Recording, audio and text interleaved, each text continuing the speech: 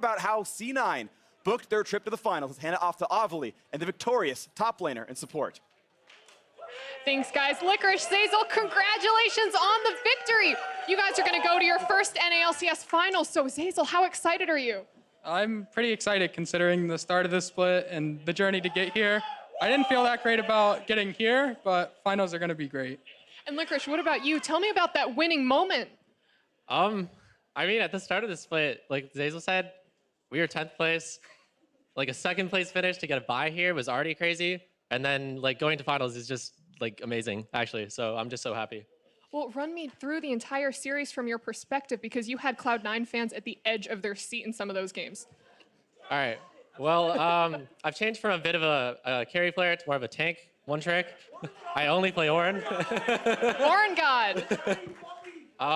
It was a bit rough for me. I made a couple mistakes. I'm not too happy with my game the first 3 games, or with my play the first 3 games, but after that, I think I really came through and had a strong finish. Well, after game 3, you guys had Golden Glue and Svenskeren jump in. So how was that? What was that transition like? I mean, bringing in subs in a best of 5 is always super helpful because they've been watching the games, so they can see like exactly what you've been missing and what the other team's been doing. So it just gave us a lot of confidence because like we're switching things up, you know? We didn't come off a loss and then we're just like running it back with the same thing. We're switching up the players and it just feels like a whole new set. Sizzle, what did you think of the substitution? I think that they actually added a lot of energy too, because after the first 3 games, especially when you lose 2 of them, everyone's kind of a bit down. Not to say we're out or anything, but it just adds a new momentum in a way that these 2 players are like fresh coming in while watching the games too. And you had some really impressive Leona plays. We saw you going a little aggressive in there. So how confident were you coming into this series? With Leona in general? With Leona in general? I was pretty confident with Leona. I blind picked it, so it's pretty sure I'm confident. I knew you were going to win with it. Well, I want to ask you guys about your entire journey this split, because you have the potential to basically go from the worst team to the first team. So what do you think? I'm excited. I hope that we win in the finals so that we can do the C10 to C1st, I guess. I don't really know how to... And you guys are going to be playing against either Team Liquid or 100 Thieves. So who do you think you guys are going to face in the finals? I think it's probably going to be Team Liquid. So, what do you think? Zazel, do you think you could take them? Take Team Liquid? Of course. Of course, there you have it. Guys, congratulations again. And for more on the game, let's hear from the State Farm Analyst desk. Thank you very much. Later on, Avali will be sitting down with Svenskeren and Golden Glue to get a word from them as well. But gentlemen, in a huge back and forth 5-game series between 2 of the biggest orgs in NA LCS history. These teams have met in the finals multiple times. TSM getting the better of C9 in the last 5 best of 5s that they have played. And for them to come out on top this time around, C9 in a 5-game series after the subs, oh my goodness, what a series. The last time C9 had beaten TSM in a best of 5 was the spring finals in 2014. Justice for That's C9 also fans. the first split Golden Glue played in the LCS. Coincidence? I think not! Oh, God. This was such a crazy back and forth game, and I think over the course of it, you could see really TSM coming apart at the seams. It started very scrappy, you know, and you could see the nerves here. I think Sven has one bad misclick, and that kind of cost this entire dive, making sure that the aggro of the turret goes onto him right away because of the red buff burn, stops this from working. And this kind of stalled out a lot of the good top pressure that Licorice had built up for himself. But we got the player come after this one, and Licorice actually was kind of smiling it off, which I thought was a really good mental to have in this situation. I've seen so many other players in Game 5. You had a great sound effect that I can't replicate. Something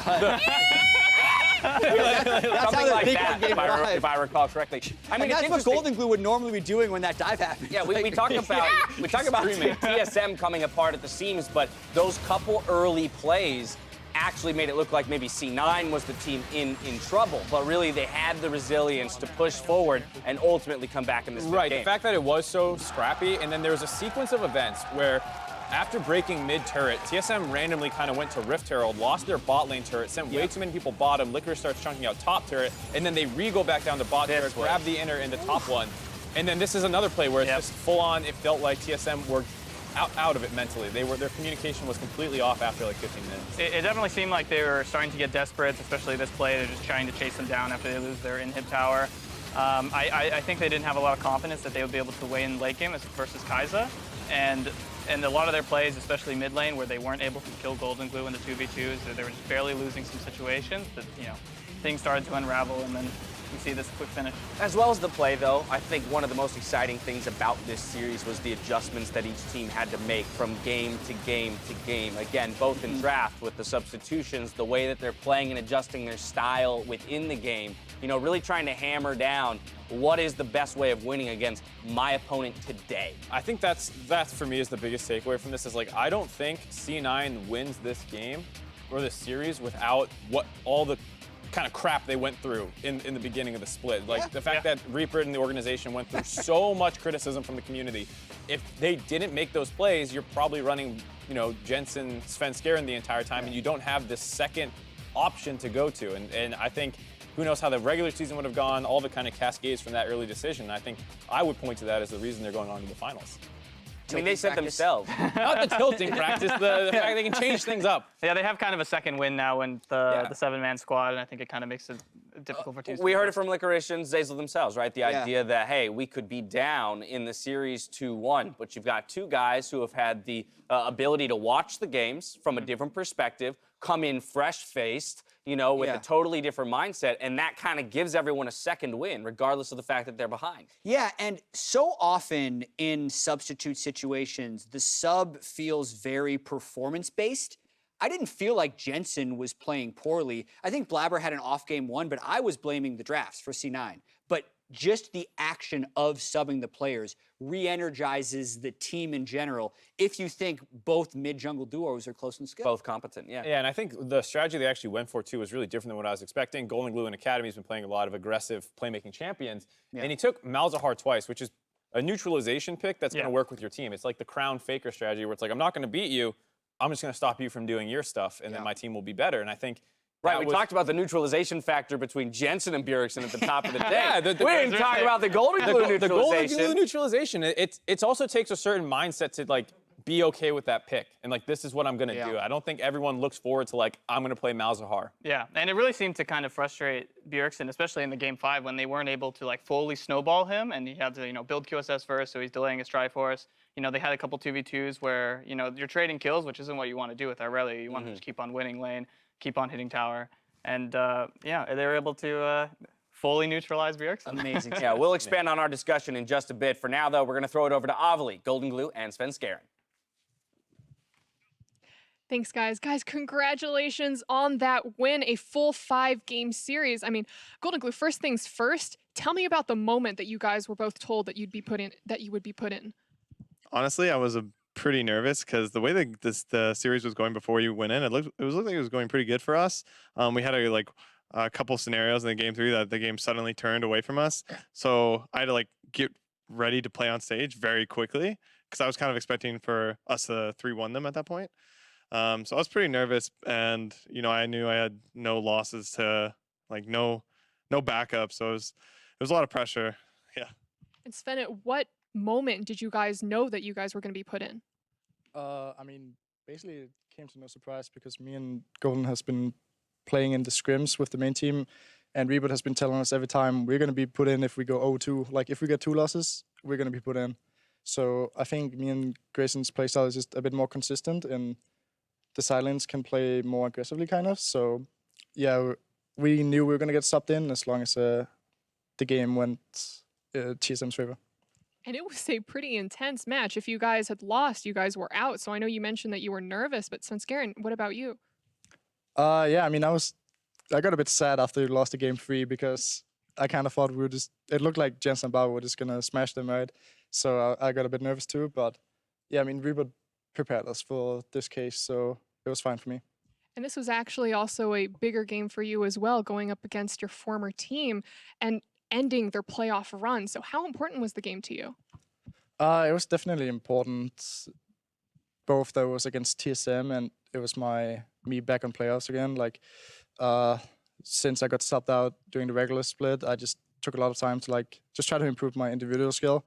And in Academy, I had a lot of time to just like play for myself, kind of. And you can see in these games where I saw the games before I got subbed in, and I could see that TSM not really doing anything proactive. So I could just take a lot of time to just farm up on Graves and just become super strong. So I would just be another carry in the late game. So yeah, we just kind of knew they weren't really doing anything proactive. So we just had to like scale. And I know you guys are the NA World Champions for Academy. I know we meme about it a lot, but what did Academy really do to help you guys prepare for today, Golden Glue? I would say the thing that it's helped me the most with is just playing a best out of 5, because BO5s are exhausting relative to BO1s. Like playing one game quick, you kind of have like your set ritual for a best of 1, but for a best of 5, it's a lot different because you could be playing for up to like 5 hours. So the experience that I got playing in Academy and best of 5s was, I think, pretty useful for coming in. And even though we didn't play a full BO5, we still played multiple games. So I thought it was pretty useful to have that experience. Svenskeren, what about you? Yeah, I mean, there's just more stage experience. Like, even though it was against weaker opponents, we still get to play on stage, and every game on stage is different than playing at home. So definitely just more practice for us. And what's your guys' working relationship with both Blabber and Jensen, and how do you guys help each other grow? I would say our working relationship is pretty good with them. We have different champion pools, slightly different champion pools, and like slightly different play styles. So we get to learn from the alternate play styles that they have. So I think it's pretty useful for both them and us to be able to learn from each other's play style. And I think it's pretty nice working with Jitsin, because I think he's like the best mid, if not the best, one of the best mids. I think we probably have both of the best mids on Cloud9. So it's really fun working with him. How about you? Yeah, I mean, working with them is just pretty nice, I guess, because we have kind of, before I got subbed out from Blabber, we had a super different playstyles, because he just plays super aggressively and he doesn't really think about what he does. So the opponent team can't really react to it because he just goes ham, right? So definitely something I've learned a bit from him is just like take more risks and just not really think too much about what to do. And I actually hunted down your mom this time, and we did a quick hit with her, and she was just talking about how proud she was of you. And what's it like? She watched you in Academy, but she also watched you today in the LCS semifinals. So what's having that support like? Yeah, I mean, when I first walked on the stage, the first person I saw and heard, it was very loud. It was her screeching, you know. It was it was pretty fun, and I'm glad I got to play when I got to play 2 best of 5s when she was here, and she's also gonna come out to Oakland to support me there too. So it's been really great. Well, you got to give her a show. Who do you guys think you guys are going to take on in finals in Oakland next week? I think it'll probably be Team Liquid. It should probably be a pretty close series. I think they're both pretty good teams, but their matchup against each other, Team Liquid has come out on top more often, so that's who I'm going to go with. Same thoughts, Team Liquid? Yeah, double F1v9. And I want to beat them in finals, so I hope they make it. Double F1v9, beat them in finals. Guys, thank you and congratulations again. And for more, let's hear back from the analyst desk. Thank you very much, Avali. TL across the board is the call for the C9 guys. That's who they think they're going to meet in the finals. Of course, that semi coming up tomorrow. But I want to continue our conversation about these guys, this squad that we'll be seeing in the first place match next week in the Oracle Arena. I mean, what a massive transition this team has made. And hearing the way they talk about the way they've utilized their time away from the main roster, right, in the academy scene, saying, hey, we're using that as stage time. It's a different type of game than you play when you're at home. We're utilizing the best of 5 practice that we've gotten in the playoffs to help us with that, you know, mental fortitude and stamina when it comes to these best of 5s. I really like to see what this C9 organization has done over the course of the year to build a roster that is larger than just 5. I think the other thing that they mentioned in there that I found really important was being able to go into academy and, like Svenskeren was saying, play greedier. Like it's hard to experiment in a team full of people who are losing matches in the LCS and say, like, I want to try this thing to be like a different way that I'm going to try approaching the game and convince people that that's what you're going to be able to do. But I think in the academy scene, it's much easier for him to be like, I'm obviously a veteran, I've been around a long time, and I'm now going to use my time here to practice more greedily and play less for the team a little bit. And I think you could see that that came out here where he's like, they're not doing anything in the early game. I'm going to pick Graves, which is a scaling champion. And then that helped, you know, that time in academy helped.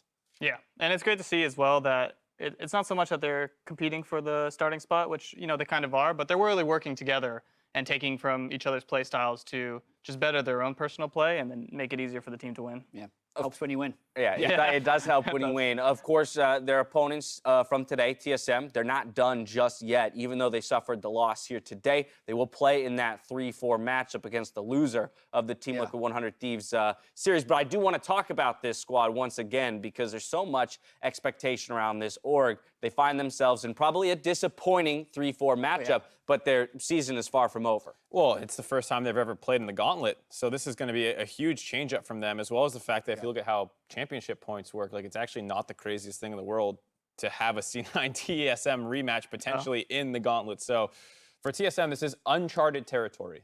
Yeah, it's not what they expected this year. It's a continuation of the story of blowing up the roster, not paying off.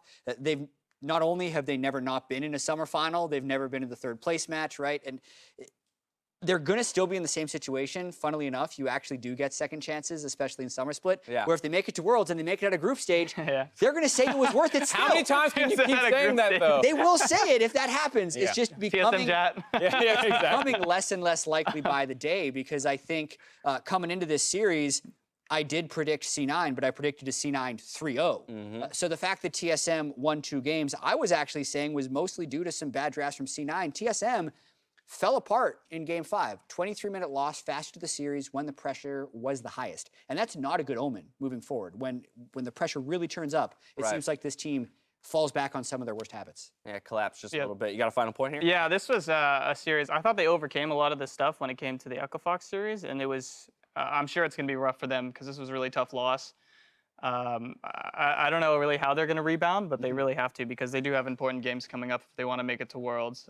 You know, we'll see kind of what mental resilience they have. For TSM, a tough loss. For C9, a great victory. Claiming one spot in the finals takes grit and determination that must be exhibited by all members on the map. But one player consistently stepped up to earn Cloud9 rather the win, and that's why we're awarding Licorice Player of the Series. I think consistent was the key word there. Anytime you have a back-and-forth series like this, it's the kind of rock of the team, and Licorice was that on the Ornn. Always finding big engages for the team, usually doing pretty well in laning phase. So it was a long series. People had some higher moments, some lower moments, but he was the guy who was always performing all 5 games. Yep, his Ornn play in all the games was like really standard, really great play. You know, solid throughout the series. It was kind of funny that we were talking about getting him off Ornn, and TSM did that for them, and then he performed even better on the Poppies. They took the training weights off. Yeah, they took the training weights off for him, and he really showed them why, this guy is a great player. Yeah, I mean, Ornn is the 7th most picked top laner on patch 816 across the world. Like, he's not this super crazy thing that you must take away, but in the end, TSM actually thought they needed to do that to Licorice, and then he just smashed Ornn with Poppy. Well, and he himself said that he did not feel so great about his first 3 games, but in that Game 4, Game 5, and we kind of saw in his stats there on that graphic that's where he really turned it on as a player. So kudos to him again in his first year and in his first big playoff run, now moving to the finals. That's quite an achievement. With only one more match before we ship off to the Oracle Arena, let's check back in with the bracket presented by Jersey Mike Subs. With their win, Cloud9 will fight it out for the title, while TSM plays in Oakland on Saturday in the 3rd place match. And they're going to see both teams in the Oracle Arena, so if you want to go check them out, pick up your tickets for the Summer Finals weekend at lolesports.com/tickets. Each of their opponents will be determined in tomorrow's semifinal, which pits the reigning champions Team Liquid versus their opponent from the previous final in 100 Thieves. I want to stop down and talk about that series for just a quick moment, as it's a big one. Every single player predicted Team Liquid. I think Mark and I will probably predict Team Liquid tomorrow. There's a lot of history that goes into this. Now you don't have to watch the trio, the other stuff. I don't know. But you never know what's going to happen, Dash. Hey, the prediction pineapple, neither of you got it. What's funny is technically Jat and I were more right than Solo because we said C9 would win. Yeah, but he was the only one who thought right. The series would be close. It'd be close, exactly. Yeah, so maybe I should just hand this to Solo and we'd be done with it. But he wasn't right. The pineapple stays, unacquired. It does. It stays. But yeah, I do think most people are looking at tomorrow as a lopsided series. But again, I want to talk about kind of the matchup of those teams just real briefly in terms of, to me, 100 Thieves falls into more of that TSM bucket, the slow, controlled play style, who wants to go late. Team Liquid, how do we expect them to attack that and expose it if we expect it to be so lopsided? Well, I think both teams have a pretty similar primary carry in their 80 carries, but we just have seen historically Doublelift gets the better of Cody time and time again, and that makes it very difficult when you match up in terms of your strengths, but one team's just stronger at those. And so I think someday might be the X factor a little bit people are looking at, but it does feel like you're putting so much weight on him then. Yeah, Sunday really needs to be the guy tomorrow if they're going to want to go over the hump, because I know that 100 Thieves likes to play slow, they like to play late game, but Doublelift is the late game AD carry, and I think he'll be able to pull his weight when it gets to that point. But if Sunday can kind of have that MVP type of performance, then I think they can win. A bunch of first team All NA LCS players in tomorrow's semifinal, so we'll see which one of those can perform on the day. Now for myself, the casters, the entire live broadcast crew, thank you for watching, and we'll see you tomorrow for more of the NA LCS. Good night.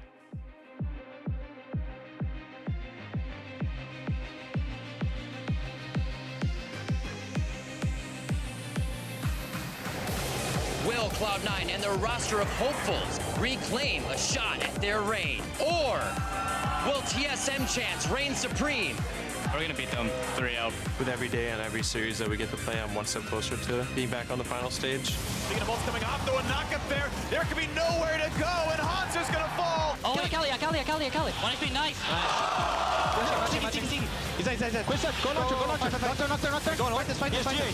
at the damage from Sneaky. Does get burned down. TSM winning yet again. Zazel's going to drop. Linkfish now left alone. A triple kill for Bjergsen. At a turret range, and he's going to go for the channel. He's going to knock back only the Braum. One shot is Sneaky. He finds the snipe. Okay, I'm on. Off blabber. Hold flabber. His Sion. They look for number 4. A double knockup by the Linkfish. They're going to find number 5. Greg will indeed fall to the palm. Cloud9 strike back. We're going to win, by the way. Nice. Swain has found his second. The Blabber's going to fall for number 3. Zen's wiping the floor with this one. He's found the 4th. Nice. Oh! You're actually dead. Oh my god. Keep running. What do we do? Reset right away? Oh my god. Jensen buys a bit of time. Can he get that kill, though? He's looking for it. He's going to get Greg, but a trade kill, a double out for Sven. Go. Think you can have 2 minutes. TSM are a game away from the finals. Are you ready for it, Chris? I'm ready for it, bro. I'm ready for it. Your first playoffs. Let's fucking make it count, bro. Make it count. Dude. And the Orin horn sounds. There's no way out for Sven. The flash for the knockup. Is it enough to chase him down? It is. Bjergsen just walked into Sven, scaring up against the wall. With the flash forward, and Bjergsen gets a kill. The trade back, though. A huge knockup. Can they secure them? And Cloud9 will. We're going to game 5, baby. It all comes down to this. Deep breath. He knows how to find his little calm spot. They can put some damage in the flash forward. They're going to knock down Sven Scared. First blood is traded back by Licorice. Meanwhile, Minty's going to get found down for a stun into root, into burst damage, and the bot lane is alive for Cloud9. I got him. I'm going to get him. I'm matching. I'm basing so I can TV. Finish him. Nice. Is this the one that ends it all? Greg getting away, burning down, trying to stay alive. 2 for 0, Cloud9, and they can chase to the opening hit. And on 4 for Sneaky, they get Bjergsen. It's a 3 for 0, and they've done it. Sven Scared and Golden Glue completed. It's a 3-2 victory for Cloud9.